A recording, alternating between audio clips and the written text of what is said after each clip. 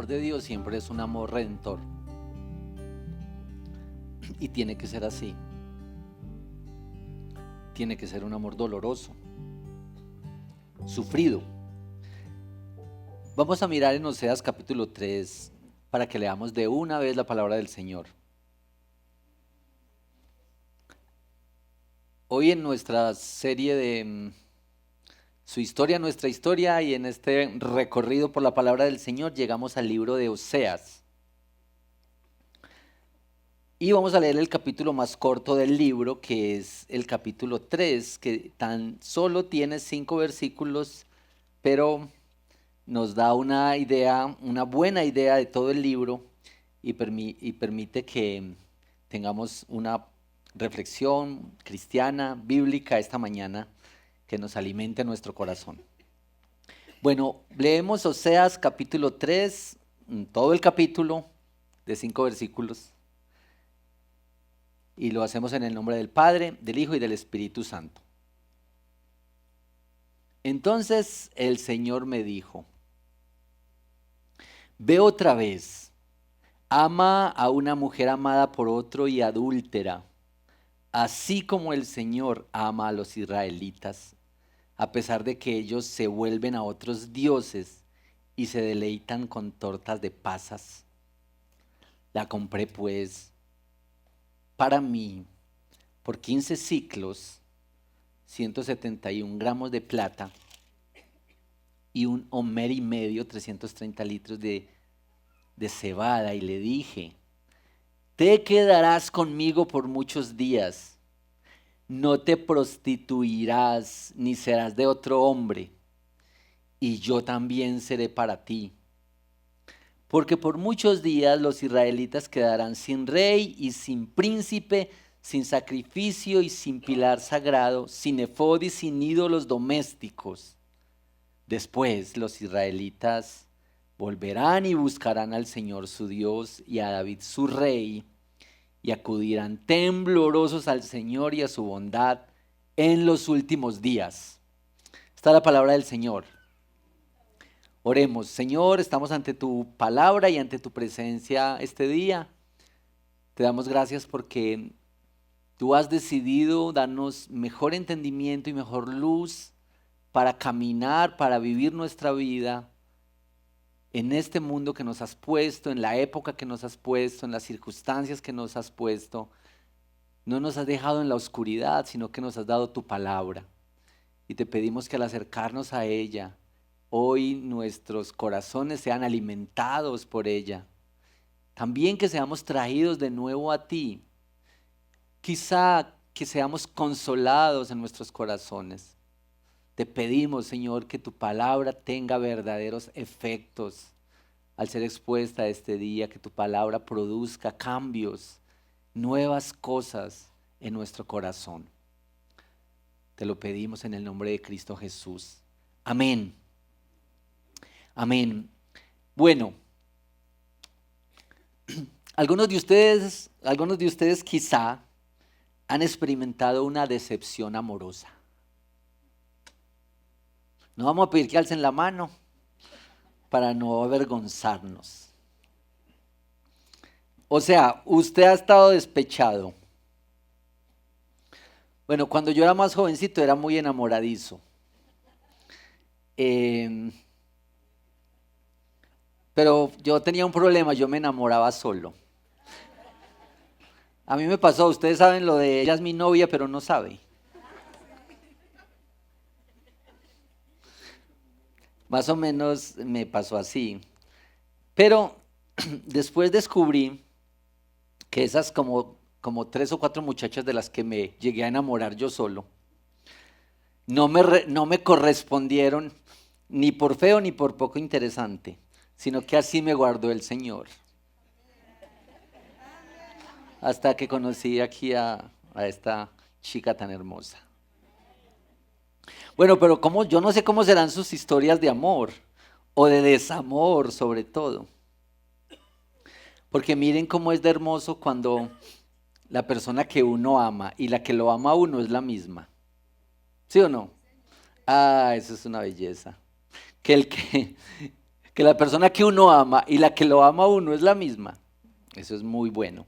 Bueno, esta historia de Oseas es una historia de amor, pero también es una historia de despecho, de despecho. Es un amor muy doloroso. Bueno, este libro de Oseas es un libro que fue escrito por allá entre 800 más o menos antes de Cristo y hace parte pues de todo este paquete de los que les han dicho los profetas menores, dicen algunos mal llamados profetas menores. Eh, y está escrito este libro y otros libros de las profecías especialmente para hacer lo que hacían los profetas. Los profetas eran llamados por el Señor para comunicar la voluntad de Él para el pueblo. Así como el pastor Cristian nos lo explicó hace 8 días, mientras el sacerdote ofrecía un sacrificio de parte del pueblo para acercarse a Dios, los profetas eran la manera como Dios le hablaba al pueblo, como al contrario. Bueno, esta era la labor profética muy fuerte, muy destacada, pero vamos a ver en estos profetas, como Oseas y otros profetas, que hay un pecado, dos pecados para ser más claros, que denuncian de manera persistente los profetas. Esto para poner esto como de base en esta predicación. Los profetas denunciaron a menudo, insistentemente, el pecado de la idolatría y la injusticia. La idolatría y la injusticia. Bueno, déjenme hablar unas cositas como telón de fondo antes de entrar a este capítulo 3 de Oseas. ¿Qué era el problema de la idolatría y de la injusticia en el Antiguo Testamento y en la época de los profetas? Miren esto. El pueblo cayó en una permanente y en una constante desobediencia a la ley de Dios, al mandato del Señor. Esta ley del Señor y estos mandatos del Señor estaban plasmados en el pacto. Ustedes pueden leer algo sobre esto en Deuteronomio 28 y Levítico 26. En Deuteronomio 28 hay una lista larga sobre una cantidad de bendiciones que traería la obediencia a la ley del Señor. Bendiciones, enormes bendiciones, Deuteronomio 28, sobre obedecer después como resultado de la obediencia a la ley del Señor. Y en Levítico 26 está este énfasis fuerte: no se hagan ídolos, no se hagan ídolos. Bueno, imagínense ustedes la ley y los profetas resumidos en esta sola idea. Mire cómo Jesús lo expresó aquí. En Mateo 22:34 lo voy a leer para ustedes. Mateo 22:34. Los fariseos se agruparon a oír que Jesús había dejado callados a los saduceos. Miren pues. Y uno de ellos, intérprete de la ley, para poner a prueba a Jesús, le preguntó: Maestro, ¿cuál es el gran mandamiento de la ley? Y él le contestó: amarás al Señor tu Dios con todo tu corazón y con toda tu alma y con toda tu mente. Este es el grande y primer mandamiento. Y el segundo es semejante a este: amarás a tu prójimo como a ti mismo. De estos dos mandamientos depende toda la ley y los profetas. Hermanos, esto es lo que se le pide al pueblo del Señor. Mire qué tan sencillo. ¿Sí les parece sencillo, cierto? Todo el Antiguo Testamento, toda la ley, todos los profetas están resumidas en estas dos cosas: ame a Dios sobre todo y ame a su prójimo como se ama a usted. Hermanos, ustedes tal vez recuerdan la ley del Señor. La ley del Señor, los mandamientos, que son ¿cuántos? 10. No sé si ustedes han notado que en la ley del Señor, en los mandamientos, hay 4 mandamientos, los primeros 4 que se relacionan con Dios. ¿Sí? Amar a Dios, no tener dioses ajenos, no jurar su nombre. Pero hay 6 mandamientos que se relacionan con el prójimo. Entonces miren pues la proporción, que es muy interesante. 4 hablan de cómo es relacionarnos con Dios. Y 6, cómo es vivir en la relación con el prójimo. No le robe, no lo mate, no lo codicie. Esta es la vida. Lo que hacen los profetas es señalar la manera en que la idolatría rompió el mandamiento de amar a Dios y la injusticia rompió el mandamiento de amar y servir al hermano. Mire qué sencillito. Y tanto para eso. El pueblo del Señor se desvió hacia la idolatría desde el comienzo.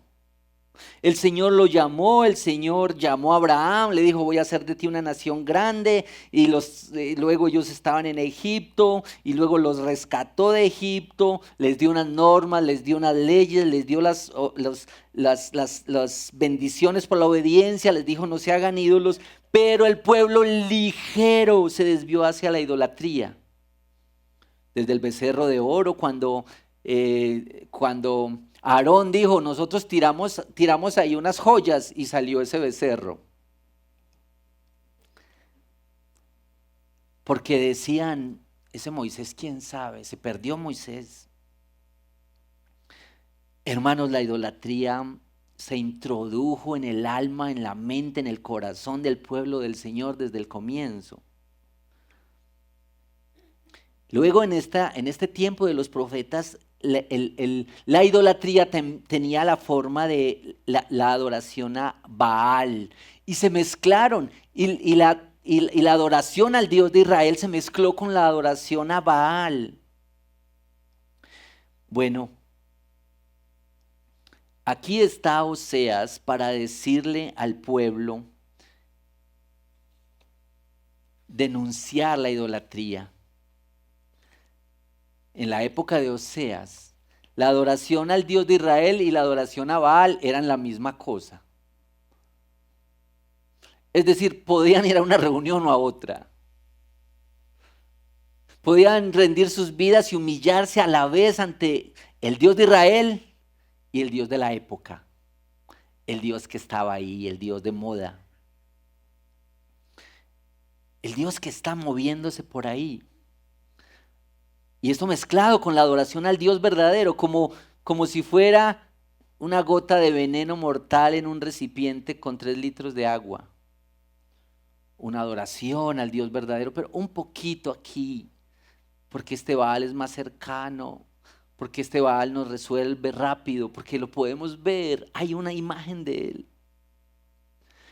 Hermanos, el problema con la idolatría y la advertencia contra la idolatría desde allá, no solo era porque Dios se estaba haciendo a un pueblo que era diferente, que era especial. Cada pueblo tenía sus dioses, cada pueblo tenía sus deidades. Y Dios se estaba haciendo a un pueblo que Él dice: ustedes serán distintos. Era también porque Dios desde el comienzo sabía y sabe que cualquier Dios elaborado y cualquier Dios artesanal los abandonará. Será insuficiente. Así es que no es solo porque Él es santo y demanda adoración exclusiva, es por nuestro bien. Es porque cuando más necesites un Salvador, ese Dios, esa deidad, ese ídolo te dejará tirado. Ese es un problema desde allá y es un problema también para nosotros hoy. Bueno, eso era el problema con la idolatría. Hasta ahí. El otro problema, recuerden que el primer bloque era Violaron la ley de Dios, violaron el mandamiento de Dios al adorar otros dioses, idolatría, pero además violaron la ley de Dios con la injusticia. Una nota aclaratoria aquí, en la denuncia profética no se trata tanto de la justicia de las cortes o de los tribunales, sino que se trata de la justicia social. Los profetas anuncian, denuncian de manera persistente la injusticia social. Y eso vamos a ver un ejemplo enseguida. En ese aspecto, la injusticia se dio muy marcadamente en la manera de la corrupción. En la época de los profetas, la corrupción era rampante. La corrupción es decir que quienes ostentan el poder se aprovechan para beneficiarse ellos mismos. Las desigualdades allá y aquí han resultado fruto de la corrupción. Gran parte de las desigualdades sociales han resultado de la corrupción. Una manera de corrupción es cuando las instituciones cometen el mal que están llamadas a combatir. Y hermanos, aquí en Colombia sí que sabemos de eso. Es una verdadera tragedia que un veedor de salud es el que lo enferma a uno. Que un fiscal anticorrupción es el que se corrompe. Que un militar que debe cuidar la vida es el que la quita.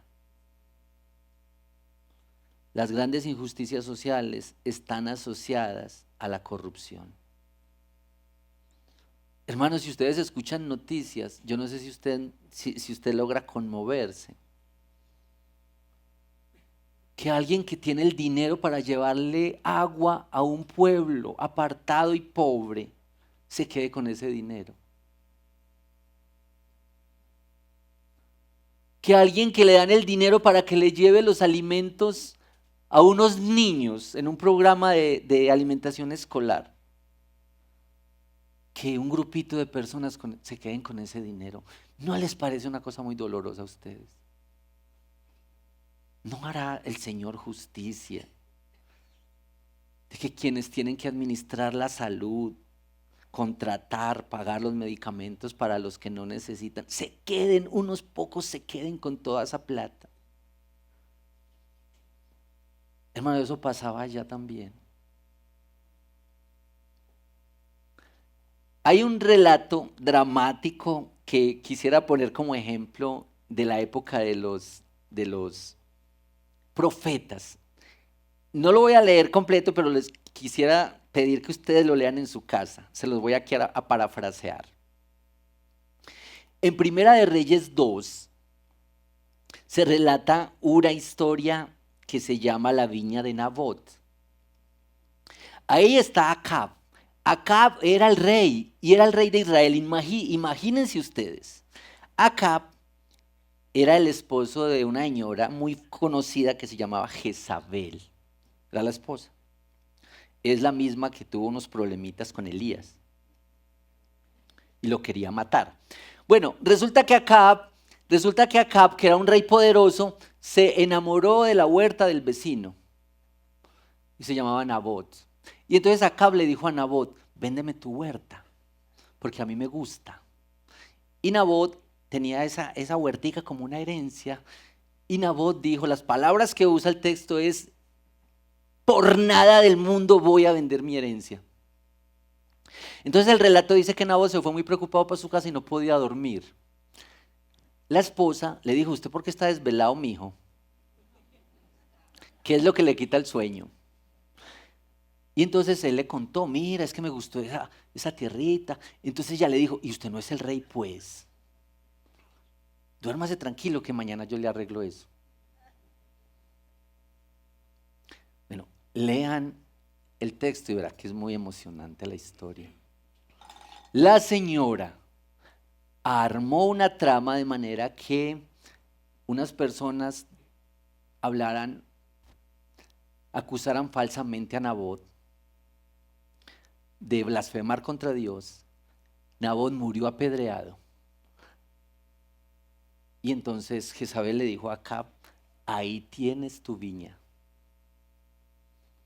Y el texto dice muy bellamente que esto fue detestable a los ojos del Señor. Mire, y entonces Elías el profeta fue el mandado a decirles, esto tiene unas consecuencias serias. Bueno, el desastre les vino muy dramáticamente. Es que la injusticia, hermanos, cuando se perpetúa la injusticia. Bueno, otro rey que hizo algo malo es más conocido por nosotros, David. ¿Se acuerdan la historia de David y Betsabé? Y miren lo que pasó con el profeta aquí. David, Betsabé, ustedes saben toda la historia, y llama a su esposo tratando de que por un lado, pues que el hijo que van a nacer parezca de este Urías, pero no se da. Entonces a David le tocó casi matar a Urías. Lo hace así. Y este es un relato de injusticia. Y aquí el profeta Natán va, el Señor lo envía a David, había pasado un tiempo, todo estaba muy tranquilo, y el profeta Natán le cuenta a David una historia de injusticia. Y el profeta Natán le dice, mira, había dos hombres, uno rico, uno pobre, y el hombre pobre tenía un corderito que era como su mascota, lo cuidaba, lo quería, y el hombre rico que tenía todo para preparar un banquete, en una visita, mató el corderito de aquel hombre pobre. Esta es un relato de injusticia. Y Natán le dice a David, el injusto, eres tú. Es que saben, hermanos, a veces los profetas tienen que decir que el mal que nosotros vemos tan latente en los demás es el mismo mal de nosotros. Que los injustos somos nosotros. Que la maldad está dentro de nosotros. Bueno, esto es la injusticia. Pensando en esto me vino el versículo de Proverbios 19, 17. Ustedes saben qué dice. Miren este versículo para que se lo aprendan. El que se apiada del pobre le presta al Señor. Bueno, el creyente está llamado a evitar la corrupción adentro de su corazón y a denunciar la corrupción afuera.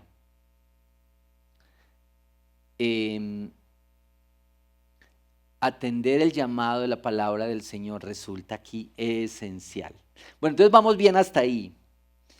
El pueblo del Señor se ha desviado de la ley del Señor expresada en amar a Dios, y se ha desviado cuando ha sido idólatra, y se ha desviado en amar y servir a su prójimo mediante la injusticia y la falta de preocupación por el otro, apoyando o animando o no denunciando las injusticias que se vienen, por ejemplo, de la corrupción.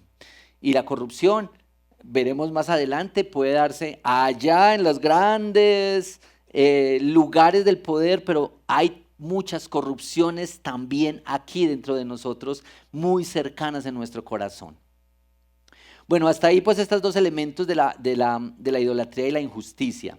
Voy a decir algunas cosas sobre Oseas y Gomer y esta imagen, Oseas y Gomer, el Señor y su pueblo, porque está muy clarita, está definida ahí.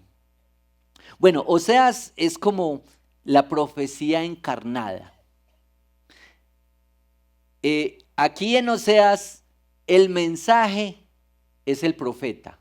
Mira, los profetas, normalmente los profetas llevaban un mensaje, y arrancaban, así dice el Señor, y le hablaban así. De esta manera le hablaban a los reyes y pues con esta contundencia, así dice el Señor, y entregaban un mensaje, a veces un mensaje de esperanza y de ánimo, pero muchas veces un mensaje de juicio de parte del Señor. Oseas no lleva un mensaje, Él es el mensaje. La profecía es Él. En esto, Oseas es como Jesús, porque Jesús no enseña un camino, no señala una puerta, Él no da principios para la vida. Jesús dice, yo soy el camino y la verdad y la vida, yo soy. Bueno, el problema del pueblo del Señor está claro, es idolatría y es injusticia social al más alto nivel. Y en la época de Oseas, esta era el mal rampante. Miren por favor un versículo aquí en el arranque de Oseas, capítulo 1, versículo 2. Dice Oseas 1:2, cuando por primera vez el Señor habló por medio de Oseas, el Señor le dijo, ve, toma para ti una mujer ramera y ten con ella hijos de prostitución, porque la tierra se prostituye gravemente abandonando al Señor. La tierra se ha corrompido. La tierra se prostituye gravemente abandonando al Señor. Bueno, y aquí llega el drama de Oseas. Aquí llega el drama de Oseas. Dios escoge graficar la rebelión de su pueblo y su amor compasivo con la imagen de Oseas y Gomer. Déjeme especular sobre la razón de esta imagen. Es por la intimidad que implica un matrimonio. Tal vez el Señor está diciendo, a ver, esta relación que es grande y cósmica, ¿cómo se puede ilustrar mejor para que ustedes lo entiendan? Entonces dice, la relación más íntima, más profunda, más cercana, la más emocionante, pero la más dolorosa, es la relación de un matrimonio.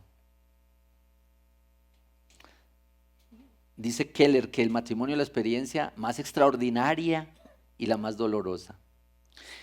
Así es que Dios, el Señor, escoge graficar este despecho hacia su pueblo por la relación y el despecho que experimentaría Oseas con Gomer.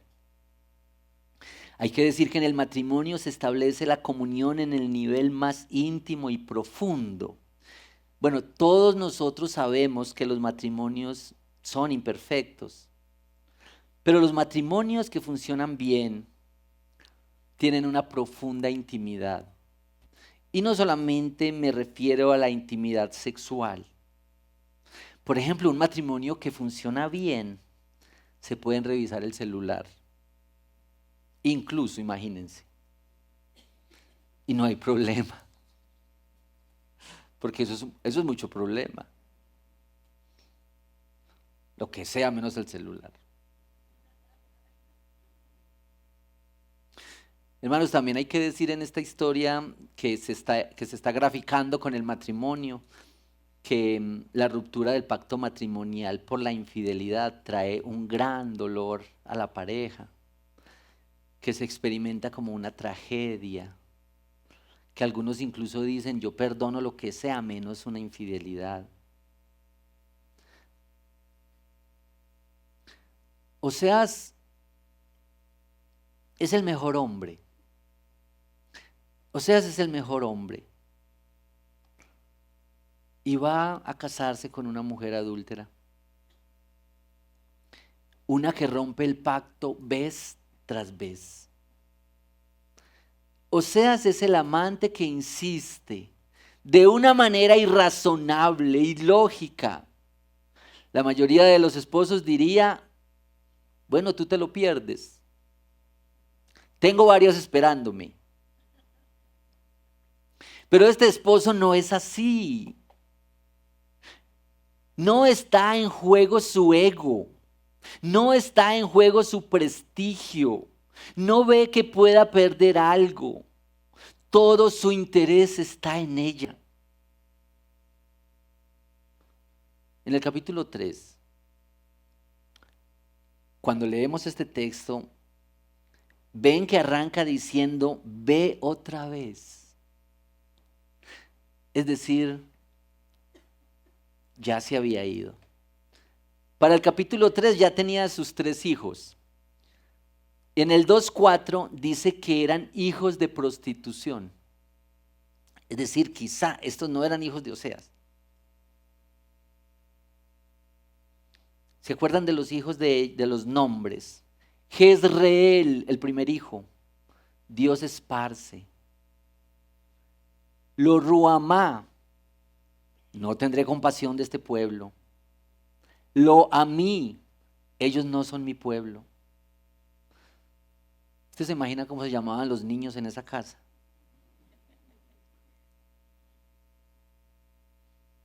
No mi pueblo, ven a desayunar.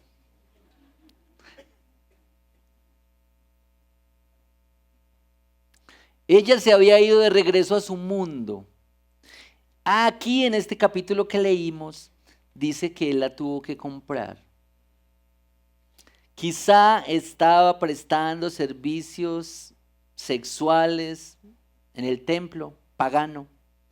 Quizá se había vendido, quizá estaba como empeñada ya. Quizá era una esclava. Pero hubo que comprarla.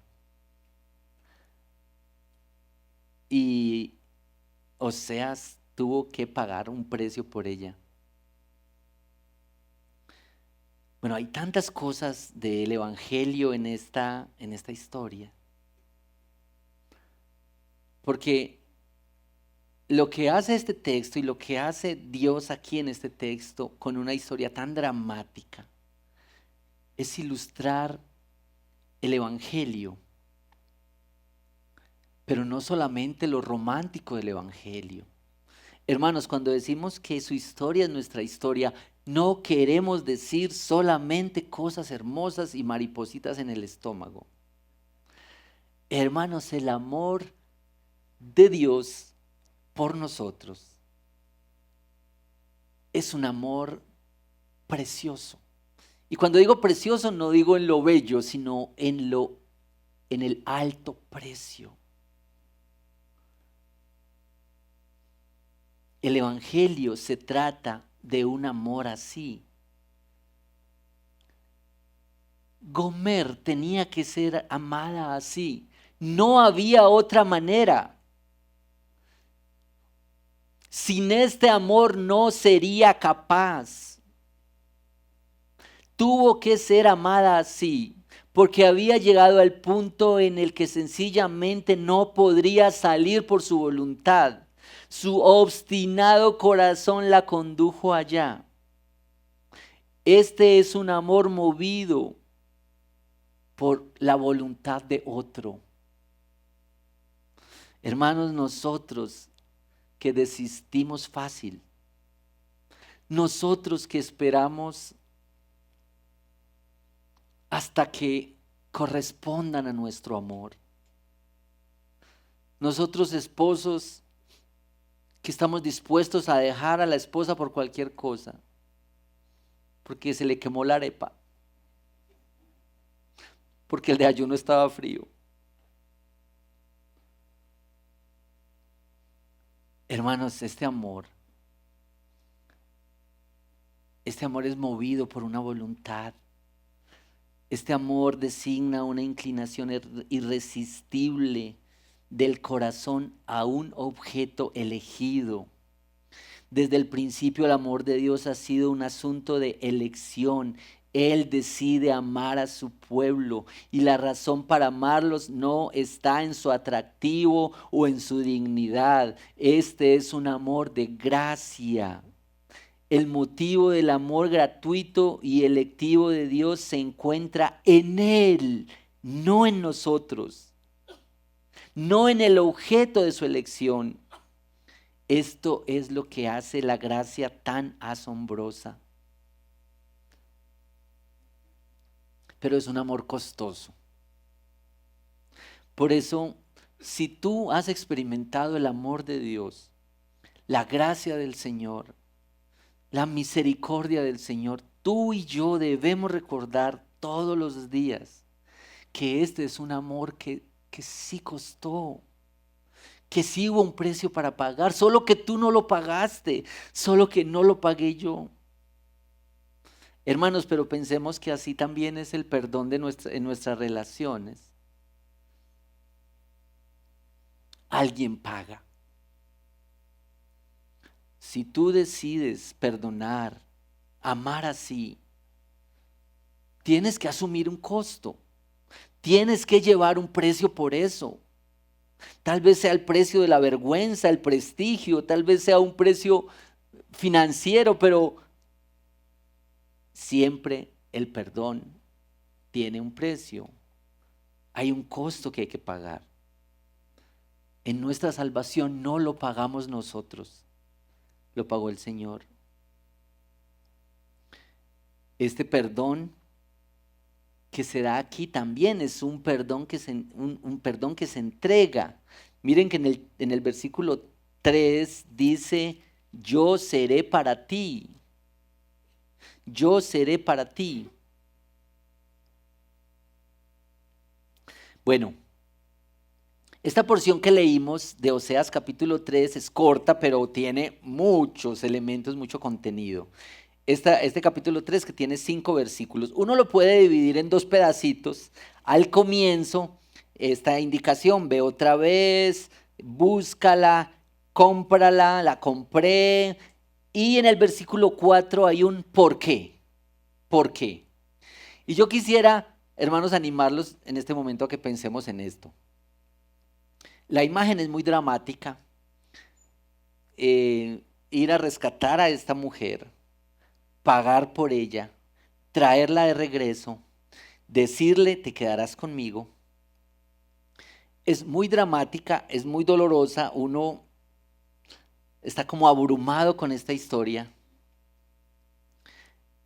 Pero esta es la ilustración de la cosa más grande. Y el asunto más grande está desde el 4. ¿Por qué? Entonces, aquí necesita un poquito más de explicación. ¿Por qué?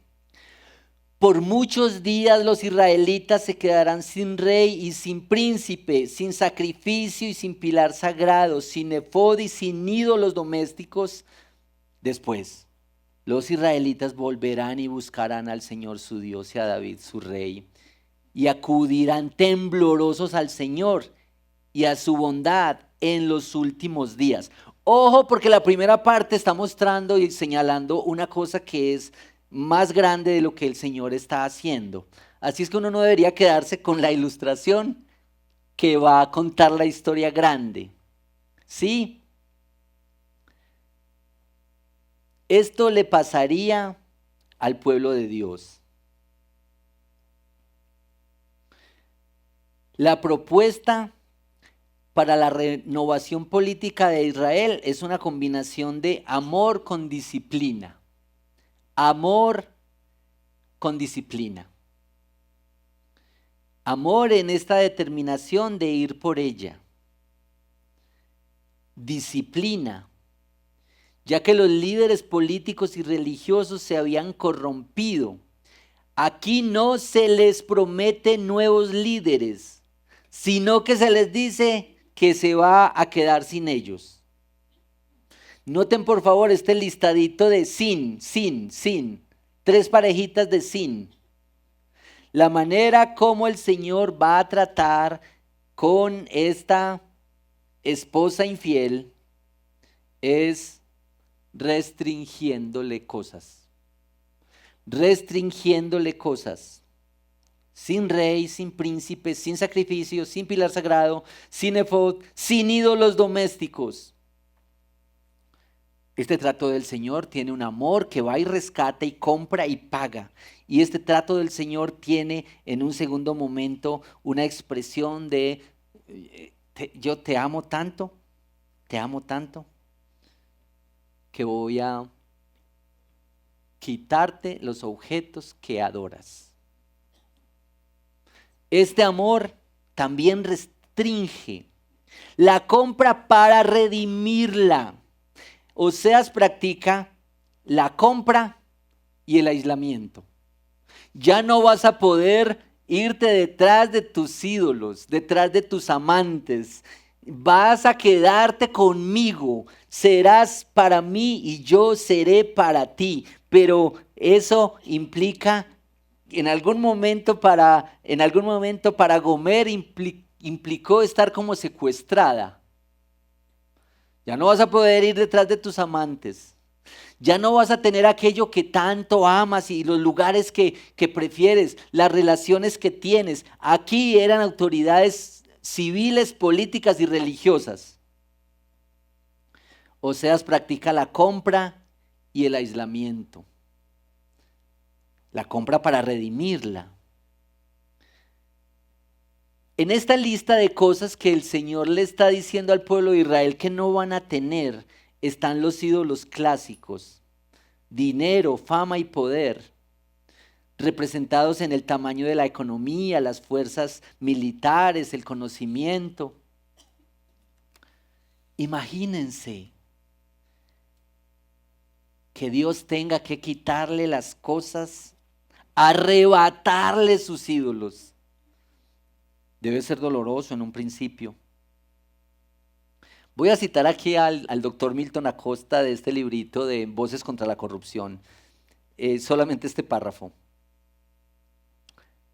La disciplina que Oseas deberá imponerle a su mujer es la misma que Dios le impondrá a su pueblo. Quitarle las oportunidades para fornicar.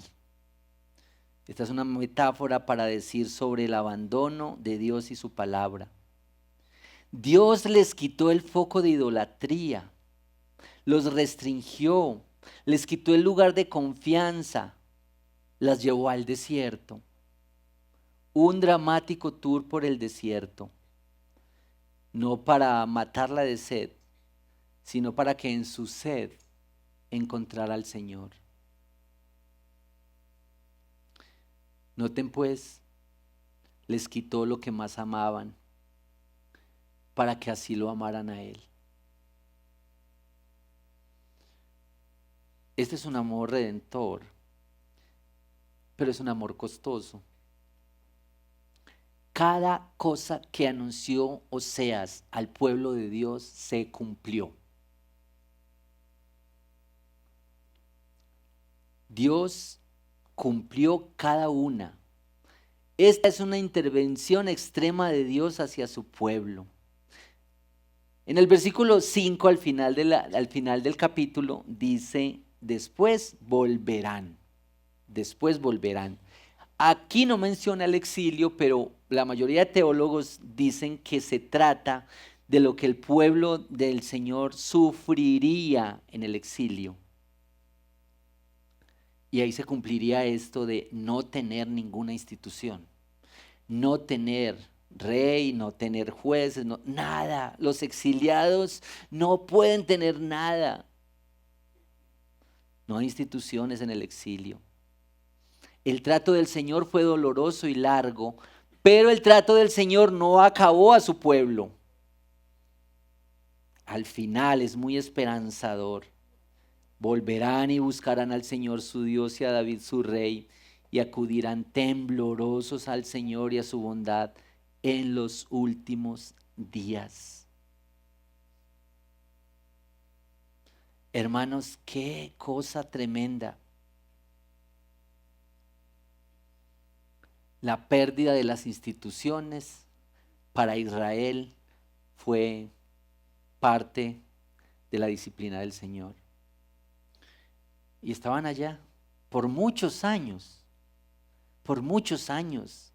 sin un lugar para adorar, sin autoridades, sin gobiernos, sin ser una nación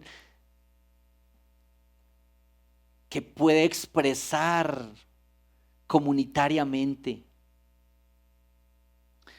Hermanos, Si aquí hay advertencias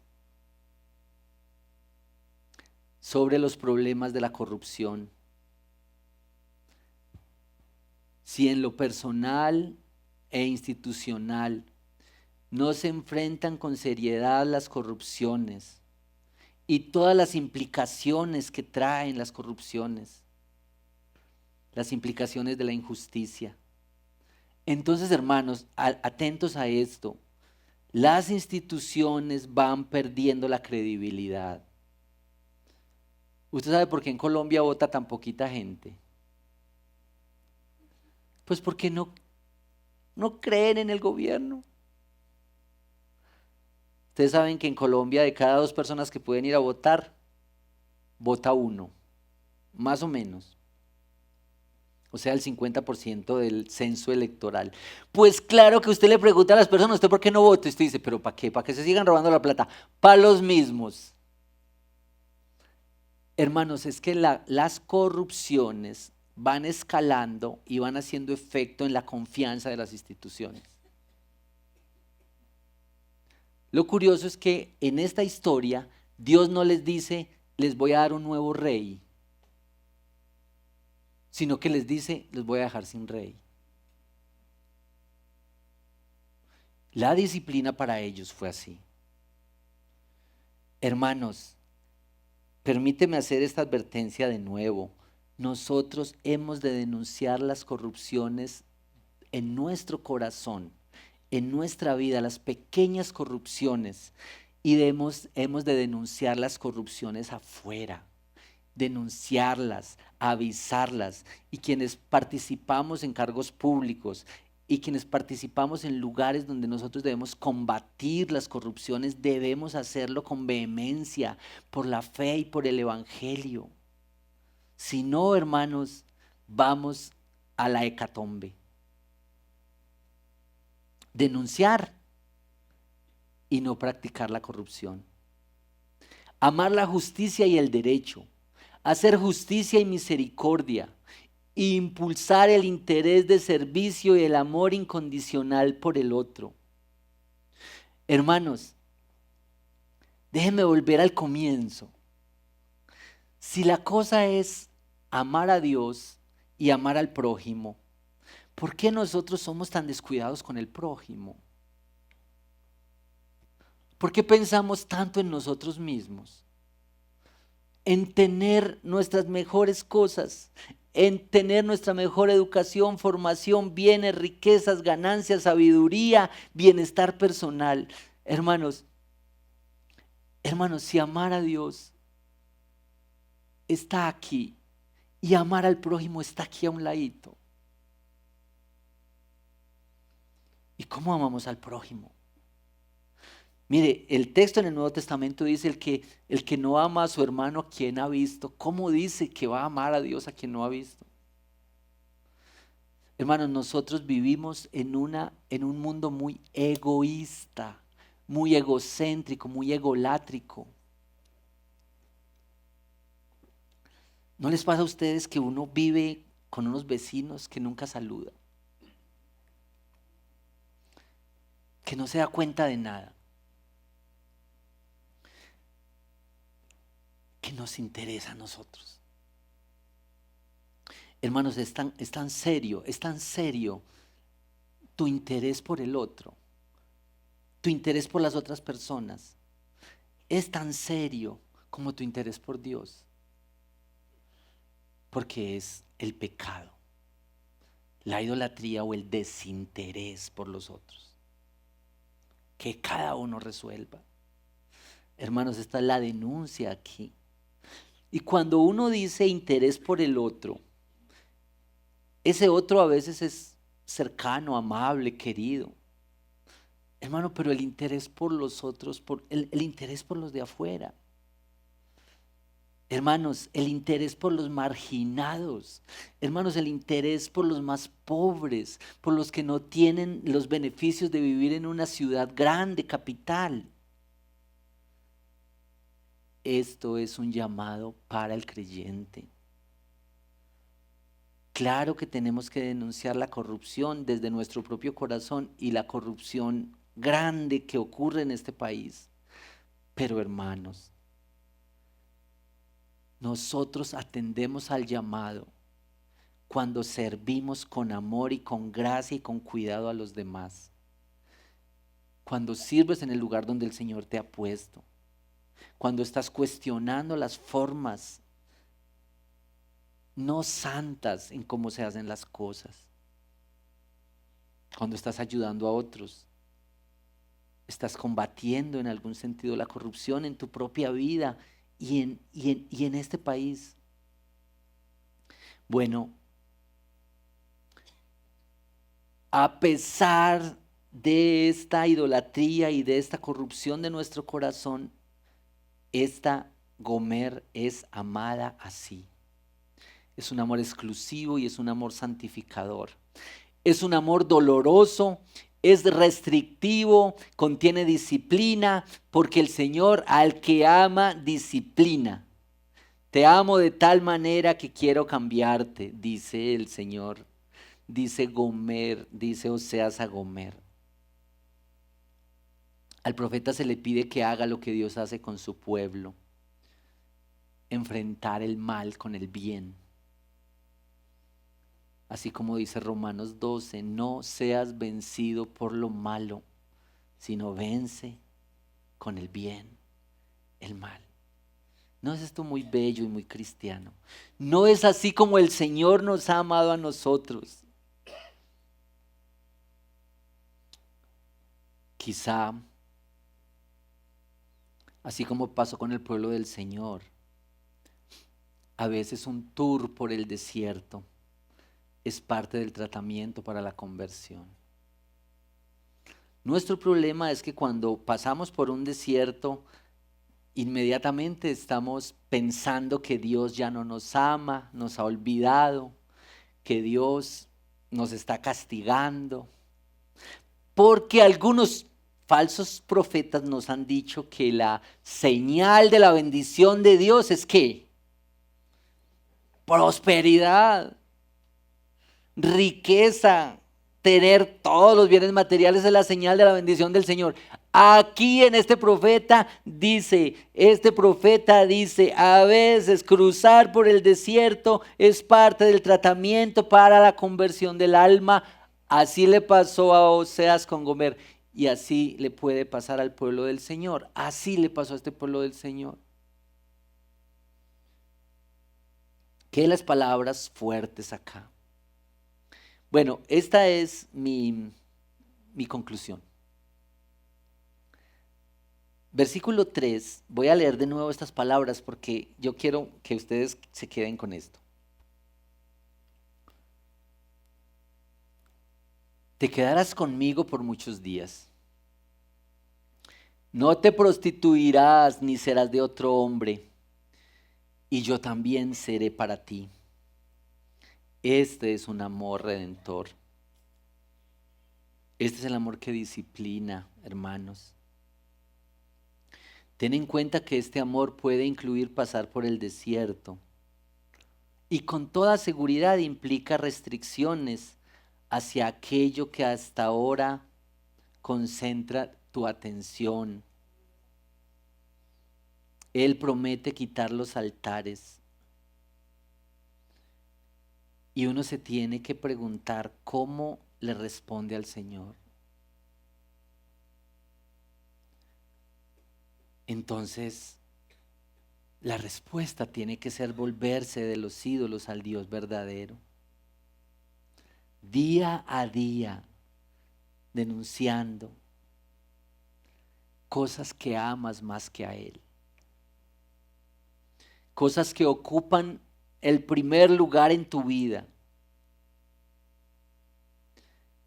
Esto ocurre así, volverse de los ídolos a Dios implica derribar los altares, la idolatría que has puesto en tu corazón, tumbarlo ahí.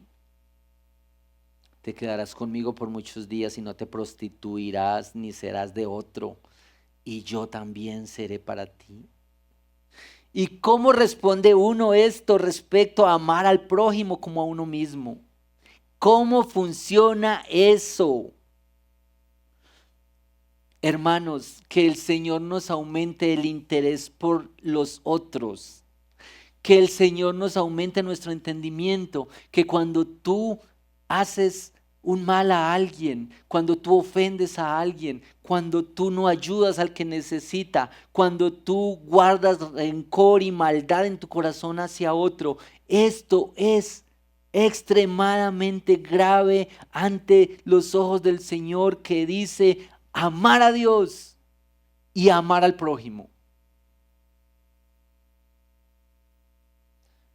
A veces es la familia, pero a veces es el servicio a la ciudad. A veces es la denuncia y a veces es combatir la corrupción adentro. Ama la justicia y el derecho, la compasión por los frágiles, defiende a los vulnerables, predica el evangelio. Combate el egoísmo desde su raíz. Piensa que tu trabajo no es tanto para ti, sino para el servicio a otros. Piensa si vas a escoger una carrera, no lo que te dé más plata o lo que te ayuda más en la vida, sino como el otro es tan importante, cómo le sirvo mejor. Dios y el otro. Dios y el otro.